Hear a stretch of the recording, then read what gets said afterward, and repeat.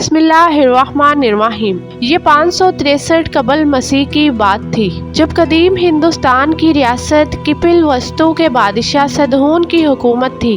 सदहून के घर एक लड़का पैदा हुआ जिसका नाम सिद्धार्थ रखा गया। इसकी पैदाइश पर शाही नजूमियों ने एक हैरत अंगेज पेशन गोई की कि या तो ये बच्चा बादशाह बनेगा या एक साधु, लेकिन ये जो भी बनेगा इसके जैसा कोई और नहीं होगा और रहती दुनिया तक इसका नाम याद रखा जाएगा। गौतम बुद्ध कौन था? एक शहजादा साधु कैसे बना? बुद्ध मत के मानने वाले कौन लोग हैं और वो भीख क्यों मांगते हैं? बुद्ध मत में गोश्त खाना क्यों हराम है? बुद्ध मत के पैरोकार सिर्फ 2 चादरों के कपड़े क्यों पहनते हैं? सिद्धार्थ गौतम बुद्ध कैसे बने? आपकी ऐसी क्या तालीमात थी कि जिसने पूरे एशिया पर छाप छोड़ दिए? क्या आप अल्लाह के नबी थे जो हिंदुस्तान की सरजमीन पर भेजे गए? इसके मुतालिक उल्मा की क्या राय है?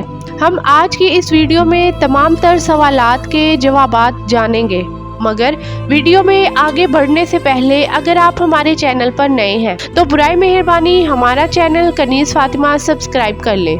प्यारे दोस्तों, सदहून बड़ा बहादुर जंगजू राजा और बादशाह था और चाहता था कि मेरे बाद मेरा बेटा गौतम भी ऐसा ही बहादुर और जंगजू हो। लिहाजा उसने उसे सिपाहगरी के सब फन सिखाए, मसलन नेज़ाबाजी, तीरंदाजी और शमशेर जनी। गोया गौतम बुद्ध किसी हद तक बाहर की दुनिया से अनजान ऐशो इशरत भरी जिंदगी बसर कर रहे थे।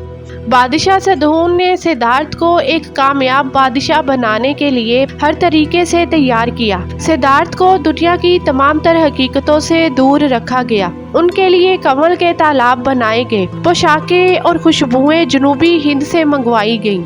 उनके लिए बड़े बड़े महल और कमरे तैयार करवाए गए। हर वक्त खादमीन की एक जमात उनके इर्द गिर्द मौजूद रहती। गौतम बुद्ध किसी हद तक बैरूनी दुनिया से अनजान ऐशो इशरत भरी जिंदगी बसर कर रहे थे। 18 साल की उम्र में उनकी शादी यथुरा नामी एक लड़की से हुई। शादी के 10 साल बाद उनके यहाँ एक बेटा पैदा हुआ।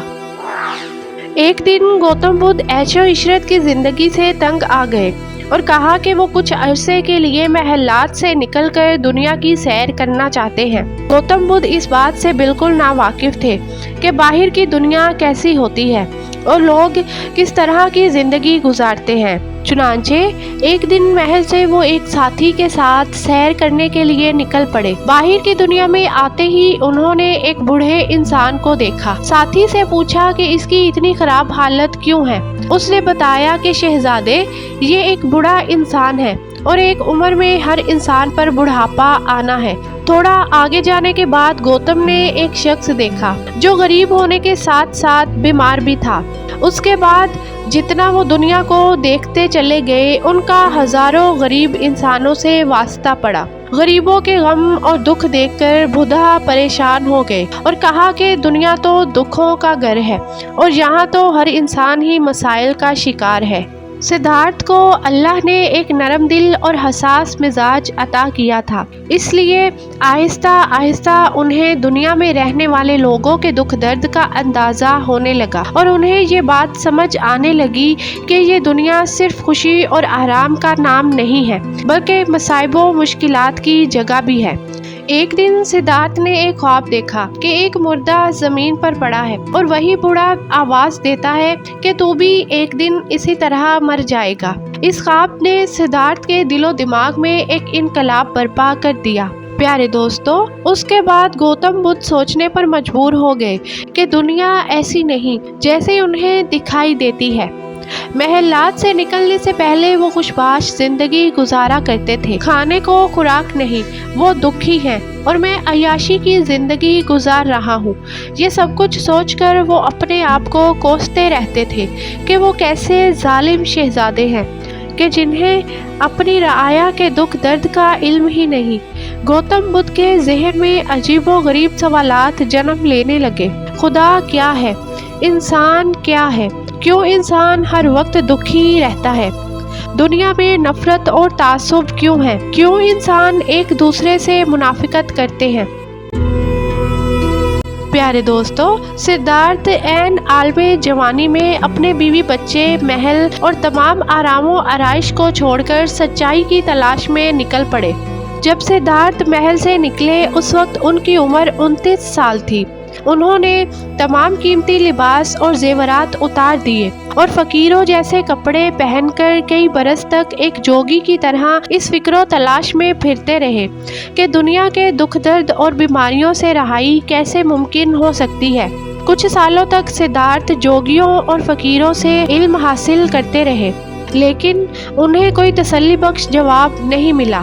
پھر وہ جنگلوں میں چلے گئے اور انہوں نے کئی برس تک اپنے جسم کو تکلیفیں پہنچائیں اور بھوکے بھی رہے۔ آخرکار سدھارتھ ایک جنگلی انجیر کے درخت کے نیچے مراقبے میں بیٹھ گئے اور عہد کیا کہ جب تک انہیں صحیح جواب نہیں ملے گا وہ اس درخت کے نیچے سے نہیں اٹھیں گے۔ سدھارتھ نے اس پوری رات ایک سوچ میں گزاری۔ صبح ہوتے ہی سدھارتھ کو عرفان کی روشنی نظر آئی اور انہیں اپنے سوالوں کا جواب مل گیا۔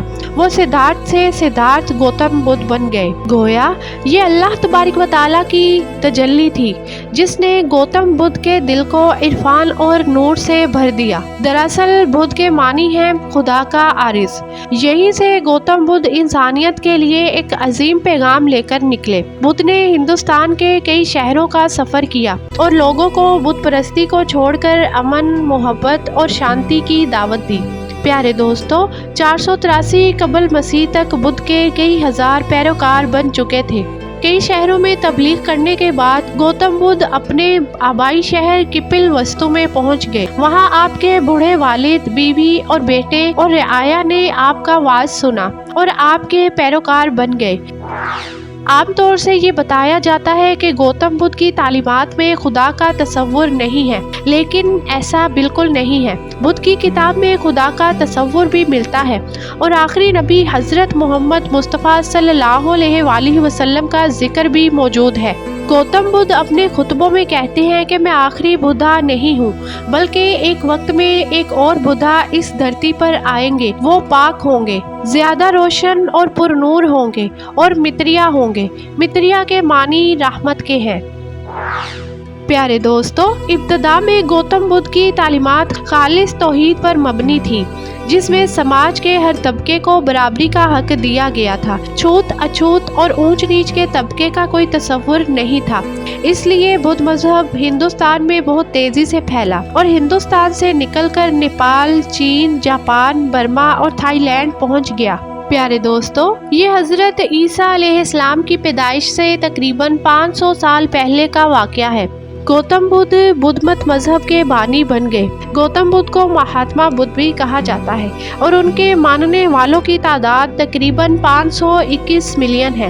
دھیرے دھیرے برہمنوں نے بدھ مذہب کی کامیابیوں کو دیکھتے ہوئے گوتم بدھ کو ویشیوں کا اوتار قرار دے کر ان کی مورتیاں بنوا دی اور جگہ جگہ پر ان کے مندر تعمیر کروا دیے۔ اس طرح گوتم بدھ کی توحیدی تعلیمات کو بدل دیا گیا اور بدھ مت کی کتابوں میں بھی تحریف کر دی گئی۔ جیسے حضرت عیسیٰ علیہ السلام کی تعلیمات کو ان کے پیروکاروں نے بگاڑ کر بالکل تبدیل کر دیا تھا۔ پیارے دوستو، اب سوال یہ اٹھتا ہے کہ کیا گوتم بدھ بھی اللہ کے نبی تھے؟ قرآن پاک میں اللہ تبارک و تعالیٰ نے ارشاد فرمایا ہے کہ ہر قوم کی طرف رسول بھیجے گئے، لہٰذا یہ بات ثابت ہے کہ دنیا کے ہر ممالک اور اقوام کی طرف رسول بھیجے گئے ہیں۔ پیارے دوستو، گوتم بدھ کو مہاتما بدھ بھی کہا جاتا ہے کہ ماننے والوں کی تعداد تقریباً 521 ملین ہے۔ ایک اندازے کے مطابق یہ دنیا کا چوتھا بڑا مذہب ہے۔ پیارے دوستو، بدھ مت ایک ایسا مذہب ہے جو مختلف روایات، عقائد اور طرز عمل کو محیط کیے ہوئے ہے اور جس کی بنیاد گوتم بدھ نے رکھی تھی۔ انبیاء کرام پر وحی نازل ہو جائے تو نہ تو وہ معتکف رہتے ہیں، نہ ہی الگ تھلگ رہتے ہیں اور نہ ہی معاشرے سے کٹ کر زندگی بسر کرتے ہیں۔ گوتم بدھ بھی اس کے بعد اپنے محلات میں واپس آ گئے۔ انبیاء کرام کا بنیادی پیغام تو ایک ہی رہا ہے، الہکم الہ واحد، یعنی تمہارا رب ایک ہی ہے، مگر ہر نبی کو شریعت اس زمانے کی ضرورت کے مطابق دی گئی۔ गौतम बुद्ध ने जो अपनी बस्ती में वापस आकर कहा था, बाद में सब मनसूख हुआ। उसके मानने वालों पर फर्ज था कि वो तमाम उम्र सिर्फ 2 कपड़ों में जिंदगी बसर करें। उस वक्त जिन लोगों ने गौतम बुद्ध पर ईमान लाया वो सिर्फ 2 कपड़े पहनने लगे।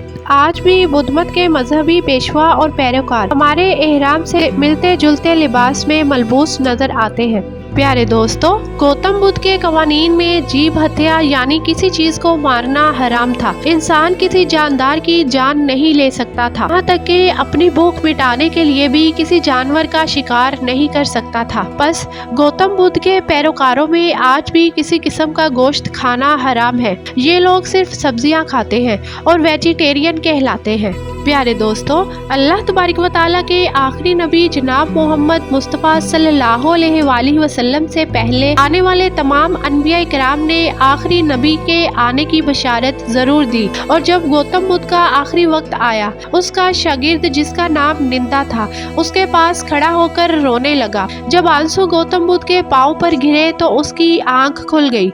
उसने पूछा, क्यों रोते हो? निंदा ने जवाब दिया, मैं इसलिए रोता हूँ कि आपके बाद हमें सच्चाई की तालीम कौन देगा। प्यारे दोस्तों, मुवर्रिखीन लिखते हैं कि गौतम बुद्ध ने कहा, ए निंदा, मैं पहला नहीं जो जमीन पर पैगंबर बनकर आया, ना ही मैं आखिरी नबी हूँ। अपने वक्त पर आखिरी नबी जरूर आएंगे। मुकद्दस, मुनव्वरुल कल्ब, अमल में दानाई से लुबरेज होंगे, मुबारक होंगे, आलमे कायनात होंगे। वो एक मुकम्मल और खालिस मजहबी निज़ामे ज़िंदगी की तबलीग करेंगे। निंदा ने पूछा कि हम उनको किस तरह पहचानेंगे। गौतम बुद्ध ने बड़ी खूबसूरत पहचान बताई कि उस ज़माने में सबसे हसीनो जमील वही होंगे और वो तमाम जहानों के लिए रहमत बनकर आएंगे। प्यारे दोस्तों, इस वक्त पूरी दुनिया में गौतम बुद्ध के मानने वाले लाखों की तादाद में मौजूद है, मगर ये मजहब हजारों साल पहले मनसूख हो चुका है। लिहाजा अब दुनिया में एक ही सच्चा और बेहतरीन मजहब है जिसने पिछली तमाम शरीयतों को ख़त्म कर दिया और इस्लाम मुकम्मल ज़ाब्ता-ए हयात है। इसी उम्मीद के साथ इजाज़त दीजिए कि आपको हमारी वीडियो पसंद आई होगी। मिलते हैं एक नई मालूमाती वीडियो के साथ। देखते रहिए आपका अपना चैनल कनीज़ फातिमा। शुक्रिया। अल्लाह निगहबान।